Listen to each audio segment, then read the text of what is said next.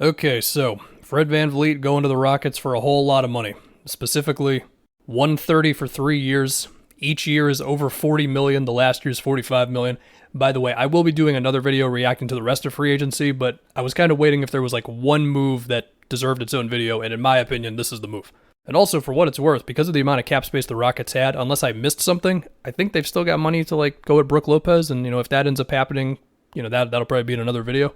But okay, here we go, man. This is Houston clearly saying, listen, we need a veteran point guard, and we do not care how much money we got to give him, clearly. And we could talk about the Raptors a little bit, but look, for Fred, him 2 years ago was the peak version of Fred when he was an all-star, right? Because with the three-point shooting, which is more than just catch and shoots, and even though he's not the biggest dude, his defense was as good as you could have asked it to be, a couple years ago. And the positive assist-to-turnover stuff and just navigating pick and rolls and all that, that all combined to where Fred was a big positive piece, even if his overall efficiency still was not amazing because, it's the one thing with him, his 2-point percentages have just never been that great. Also, his really good free throw shooting has allowed his efficiency to creep up there enough, right? It was like threes, free throws, passing, defense, all that combined, positive piece. This previous season, some of that stuff slipped. And so now going into this Houston situation with Fred now entering age 30, and he's going to be, 32 by the time his contract is up. Can he get back to his best self defensively? I am confident that he's still going to give the Rockets now their best chance of having an NBA offense. We understand Amen Thompson seems like he's got a lot of potential as a passer, and I think he'll be good there right away. But Fred, being a pick and roll ball handler, someone who can make sure that the spacing is right, hey, you stand over there. Also just being the leader that this team really needed as well. Like, you understand why they're giving him this money. I understand also, but sometimes you just got to pay dudes a whole lot of money. And there's a salary floor, as we all know. And also it's 3 years and not 5. So anyway, thinking about the fit more with Houston, look, as of right now, if they get Brook Lopez, if they don't, I don't know. But as of right now, Brook Lopez is not signed anywhere. So I'm looking at Şengün as the guy. And the craftiness between those two, assuming that Fred's three-pointer can creep a little bit back to what it was a couple years ago, I feel like that's pretty exciting, man. Obviously, if Şengün's open on the roll, Fred's going to be able to find him. You got Jabari spotting up. You got Amen or Cam Whitmore or Tari Eason or whoever who can be lingering somewhere for a cut or an alley-oop or whatever. We'll see how Ime wants to, get the spacing and lineups and all that. We'll see. And of course, Jalen Green can fit into all this. He can space out when you've got Fred operating in a screen. He can be the one cutting as well. Fred can space for Green. When Şengün is in the post, Fred can be a floor spacer there, of course. Also, kind of picturing the Fred Şengün two-man game, and if they can really tap into handoff actions and just fake handoffs and whatever.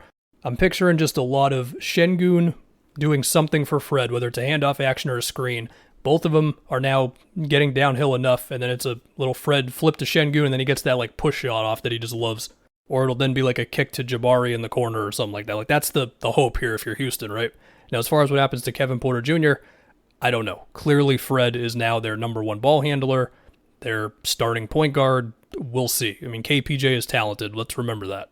So, okay, let us shift to the Raptors a bit. So it's understandable for the Raptors to be listen, man, Fred, we love you. We understand all you've done for this team. He was a key piece in their championship run. Remember those shots he was making in the Bucks series? That's what I remember the most. It was understandable to not want to give him this money. Now, if you want to then do a bit of the time machine game of, well, if we go back to last deadline, was there a move that would have been good? I don't know, man. But as of right now, the Raptors, they need a point guard. And, earlier they signed Pirtle, what was it, 4 for $80? And, again, I'll do another video talking about all the other stuff for free agency. But when they did get Pirtle, the pick and roll numbers with him and Fred and everything were really good. Now, I get it, money is money. It's just tough to commit all of it to everybody. But if you were already looking for a reason to say, no, Fred can still be awesome, you can look at some of that stuff. The Raptors, when Pirtle was on the court, was they were really good, but also need a point guard. Now with them, it's look, Siakam handles a lot of ball handling. I would imagine they would like to give a bit more ball handling to Scotty this upcoming season as well. I don't know, maybe you can get Monte Morris from the Wizards or something if they're now thinking, well, we got Tyus, so we're set at point guard.